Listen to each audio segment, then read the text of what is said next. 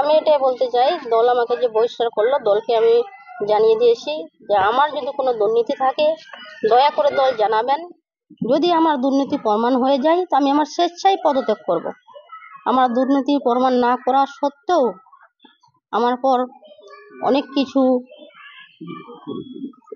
আমার ক্লেমের উপর লাগিয়ে আজকে আমাকে দল থেকে বহিষ্কার করেছে। এটা কয়েকটা লোকের ষড়যন্ত্রের এই আমাকে আজকে বহিষ্কার করা হলো। কিন্তু আমি মমতা দিদি, অভিষেক ব্যানার্জির সৈনিক ছিলাম, আছি এবং ভবিষ্যতেও থাকবো। এমএলএর নেতৃত্বে আমি টিএমসির হয়ে কাজ করব। এমএলএ যিনি রয়েছেন আপনাদের এখানকার, তিনি কিন্তু আপনাকে আশ্বাস দিয়েছেন যে দলে সব রকম কাজকর্ম থেকে শুরু করে আরো যে সকল সুবিধা রয়েছে খুব শীঘ্রই নিষ্পত্তি করবে। এই বিষয়ে কি বলবেন আপনি? না, আমরা তো যেদিনই যাবো এমএলএর কাছেই ছিলাম। পঞ্চায়েত ভোটের কিছু বিভ্রান্তির জন্য, এদিক থেকে এদিক হওয়ার জন্যই আজকে আমাদের এই ষড়যন্ত্র আমরা শিকার হয়েছি। কিন্তু এমএলএ আমার পাশেই আছে, ওনার নেতৃত্বে আমরা কাজ করব। আর অভিষেক ব্যানার্জি এবং মমতা দিদির সৈনিক হিসাবে আমি কাজ করব। ম্যাডাম, বলছিলাম যে আপনি যেহেতু দীর্ঘদিন থেকে পঞ্চায়েত অফিসে যাচ্ছেন না, আর এখন যে পরিস্থিতি তৈরি হলো, এতে মনে হচ্ছে যে সেটা আরো সম্ভব হবে না। তো এই পঞ্চায়েতের যে সাধারণ মানুষের যে কাজকর্ম, একজন প্রধানকে নিয়ে অফিসে না গেলে সেটা কি করে সম্ভব? মানুষ তো হয়রানির শিকার হবে।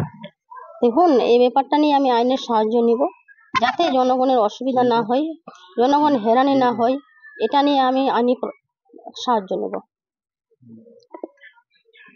বলছি, অভিযোগ করে এমন কিন্তু কথা তোলা হচ্ছে। গ্রাম পঞ্চায়েতের সদস্যরা আমার সঙ্গে থাকতে চায় কি চায় না সেটা সময়ের অপেক্ষা করুন, সেটা সময় বলে দেবে। বলছি যে এই আবাস যোজনায় দুর্নীতি এবং জমি কেলেঙ্কারি এইরকম অভিযোগ যেটা আজকে মানে উঠে আসছে, যেটা বলা হয়েছে, তো এই ধরনের অভিযোগ আপনার বিরুদ্ধে? এই ধরনের অভিযোগ থাকলে ব্লক প্রেসিডেন্ট আমাকে কেন বললেন না, বা আমার নামে আজ পর্যন্ত কোনো এফআইআর দায়ের করলেন না, বা যে কোনো পাবলিক বা জনগণ আমাকে কেন বললো না? বললে কি হয়ে গেল দুর্নীতি? না, দুর্নীতি প্রমাণ করতে হবে। কি বলবেন এই যে আপনাকে বহিষ্কার করা হয়েছে? আপনার উনি বহিষ্কার করতে পারে, আমি তো বলে দিলাম আমি মমতা দিদি এবং অভিষেক ব্যানার্জির সৈনিক হয়ে কাজ করেছিলাম, কাজ করছি, ভবিষ্যতেও করব এমএলএর নেতৃত্বে। ব্লক প্রেসিডেন্ট বলছে যে আপনাকে কি করা হয়েছিল যদি বলতেন। শোকজটা করা হয়েছিল, শোকজ করেছিল যে মেম্বারগুলো আপনাকে অপসারণ করছে, আপনার দল মতামত জানতে চেয়েছে। কিন্তু আমি 7 দিনের সময়সীমা আমাকে বেঁধে দেওয়া হয়েছিল, 7 দিনের মধ্যে আমি উত্তর দিয়েছিলাম। উত্তরে লিখেছিলাম যে আমি অনেকদিন যাবৎ দলের হয়ে কাজ করেছি, দল আমাকে প্রধান বানিয়েছে।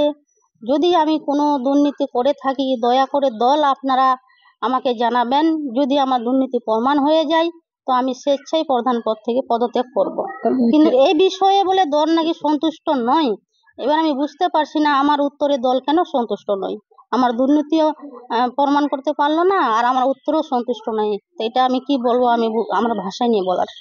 এই যে আপনার উপর, আপনার ফ্যামিলির উপর কিছুদিন আগে আপনার একটা গাড়ি চালানো হলো, 1 বছর ধরে এক ঘটনা ঘটছে, এই যে আপনাকে দল থেকে বহিষ্কার করা হচ্ছে, এর পিছনে কি আপনি কোনো কিছু পাচ্ছেন বা কোনো কিছু মনে হচ্ছে যে আপনার? হ্যাঁ, আমার অনেকই কিছু জানা আছে, কিন্তু আমি সব কথা বর্তমানে বলতে পারছি না, সময় হলে বলবো। 1 বছর যাবৎ আমার সঙ্গে যা করলো, একজন মানুষের সঙ্গে এরকম করতে পারবে না। এটা আমার সুজালি অঞ্চলে কয়েকজন লোক আছে, এরাই ষড়যন্ত্রকে করাচ্ছে। যিনি বর্তমানে অঞ্চল প্রেসিডেন্ট আছে উনিই করাচ্ছে।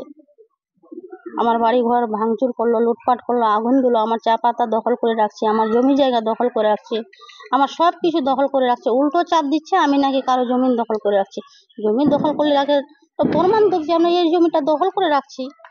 আমার জমি জায়গা, আমার পুরো বংশের জমি জায়গা দখল করে রাখছে। আমি বারবার জানিয়েছি আমার উচ্চ নেতৃত্বের, কিন্তু আমি কোনো বিচার পাইনি। প্রশাসনকেও জানিয়েছি, দলকেও জানিয়েছি বারবার। 1 বছর ধরে। হ্যাঁ, লিখিত দায়ের করেছি। না, জেলা সভাপতি অবশ্য জানিনি, আমি ব্লক প্রেসিডেন্টকে বারবার জানিয়েছি আর প্রশাসনকে জানিয়েছি। আমি কোনো বিচার পাইনি। বিচার না পাওয়া সত্ত্বেও আজকে আমাকে বহিষ্কার করলো। বহিষ্কার উনি করতে পারেন। আমি বারবার বলছি আমি মমতা দিদির সৈনিক, অভিষেক বন্দ্যোপাধ্যায়ের সৈনিক, এমএলএর নেতৃত্ব হয়ে আমি 3 নম্বরের কাজ করছিলাম, করব এবং ভবিষ্যতেও করব। এখনো পর্যন্ত অঞ্চল সভাপতি মানে আব্দুল হক, আপনার স্বামী, তার ওনার বিরুদ্ধে বিভিন্ন ধরনের অভিযোগ তুলেছে, যার জন্য আপনাকে মানে পছন্দ করছে না অনেক সদস্য, এরকম বলা হচ্ছে। দেখুন, ওনার পর যে অভিযোগগুলো করছে সবই তো এগুলো ষড়যন্ত্র। যদি উনি এতই খারাপ থাকতেন, 15 বছর তো আপনারা সবাই দেখলেন কত শান্তি ছিল সুজালি অঞ্চল। সুজালি অঞ্চলে কোনো লুটপাট হয়নি, ভাঙচুর হয়নি, আগুন হয়নি, সুজালিতে কোনো মার্ডার হয়নি, সুজালিতে এরকম কোনো ঘটনা ঘটেনি। 15 বছর আপনারা দেখলেন কত সুন্দরভাবে পঞ্চায়েতে কাজ চলছিল উন্নয়নমূলক, কত সুন্দরভাবে মানুষ ঘুমাতে পারতো, কিন্তু এখন মানুষের ঘুম কেড়ে নিয়েছে। আমি আমার স্বেচ্ছায় পদত্যাগ করবো। একদিকে ইসলামপুর ব্লক সভাপতি বলছে যে আপনাকে বহিষ্কার করছে একদিকে, অন্যদিকে চপড়ার বিধায়ক তিনি কিন্তু আপনার পাশে থাকতেছেন, কি বলবেন এই বিষয়ে? না, এমএলএ এর পাশে আমরা ছিলাম, আছি, থাকবো। এমএলএ আমার পাশেই আছে, আমি ওনার নজরে দিয়েছি এই কথাগুলো, উনি দেখার যেটা দেখবে, ওনার যেটা বিচার উনি বিবেক বিবেচনা করে বিচার করবে। ওটি আর একবার বলছি যে এই যে আপনাকে আজকে দল থেকে বহিষ্কার করা হয়েছে, আপনি কি আবার মানে নিজে থেকে কি রিজাইন দিলেন না? না না, আমি তো রিজাইন দিইনি, আমি রিজাইন দিব না, আমি রিজাইন দিব না। আর সেটা আমি উচ্চ নেতৃত্বের কাছে যাব বা কথাটা আমি পৌঁছাবো যে আমি এরকম কোনো দুর্নীতি করিনি। যদি আমার দুর্নীতি থাকে, উচ্চনেত্রী বলতে কাকে জানাবে? হ্যাঁ সেটা আমি পরে বলবো কার কাছে যাব।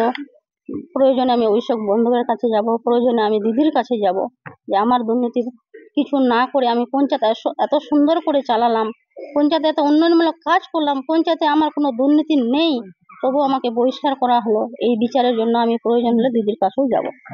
যত সমস্যা এখনো পর্যন্ত আপনার হয়েছে, সেই সব সমস্যার মূলেই কি আপনি অঞ্চল প্রেসিডেন্ট, বর্তমান অঞ্চল প্রেসিডেন্ট যিনি রয়েছেন তাকে দোষারোপ করছেন?